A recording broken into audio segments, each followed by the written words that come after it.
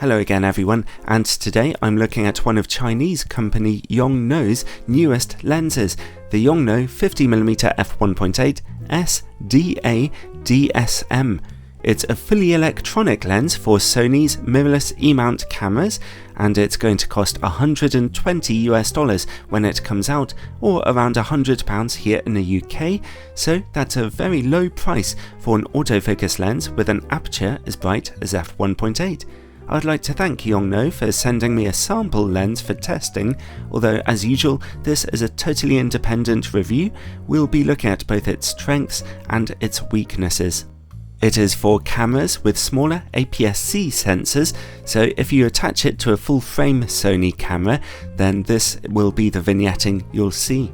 So, on an APS-C camera, the lens's equivalent focal length is 75mm, so that's perfect for shooting portraits or other subject photography.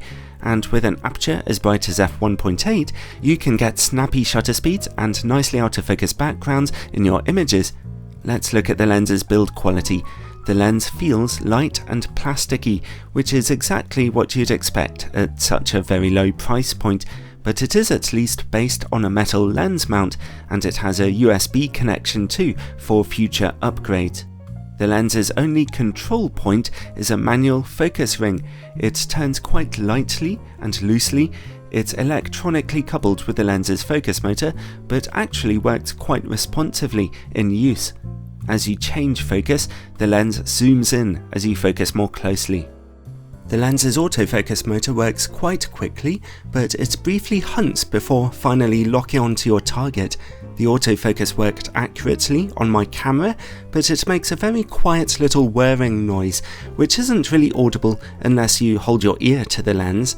When shooting in video mode, even on the fastest setting, the lens slows down a lot and is a bit unsure of itself. If you turn your recording volume all the way up, then you'll hear some quiet clicking as the focus motor works away.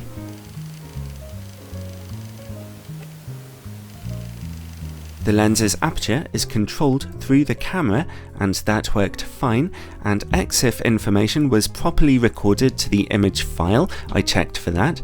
I got a lot of my sample pictures on a camera with in-body image stabilization, my A7R II. I noticed that the stabilization didn't seem to work terribly well until I manually put the setting onto 50mm, and then it was a bit more steady, so that's a little tip for you.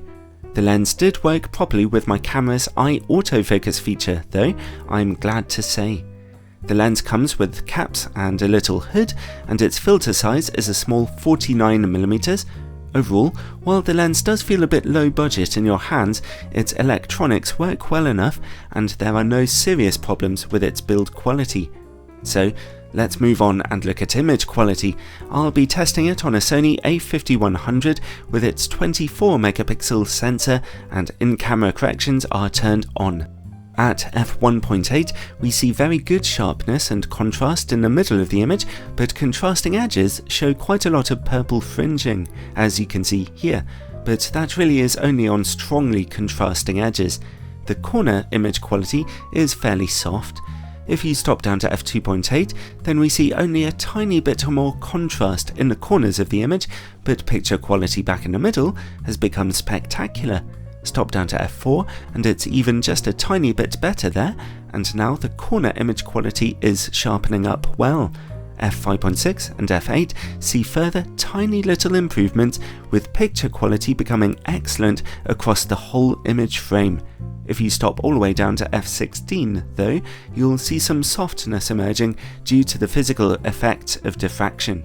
Overall, considering this lens's low price, the performance isn't bad. It's always very sharp in the middle of your images, and the corners are pretty sharp from f4, so on a 24MP camera, the lens makes itself pretty useful. Now let's see about distortion and vignetting, with in-camera corrections now turned off.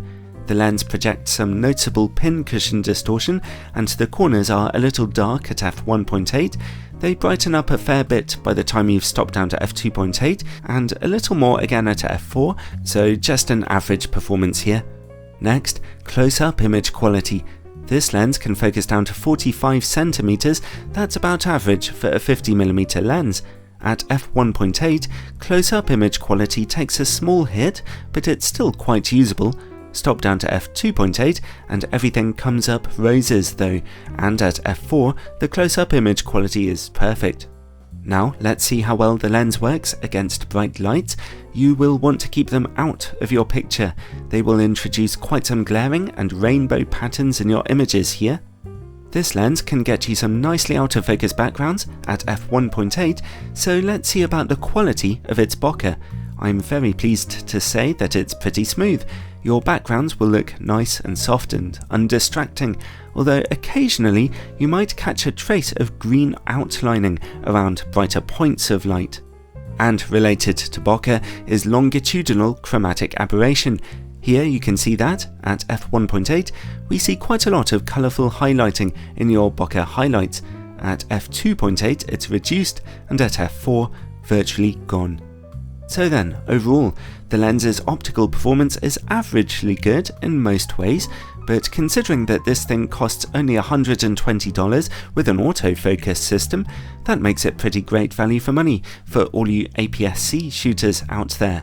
Its biggest competition that comes to my mind is probably the Sony equivalent, their 50mm f1.8 OSS lens. The Sony lens is sharper, especially in your image corners, and it has image stabilization, which will be really useful if your camera doesn't have it built in. But then again, the Sony lens costs nearly 3 times the price, so your choice here pretty much falls squarely down the line of your budget. The Yongnuo 50mm f1.8 S DA DSM would make a great beginner's lens, really, and it's easy to use with its autofocus system. Its image quality is quite decent, and it's very, very affordable, which all makes it recommended.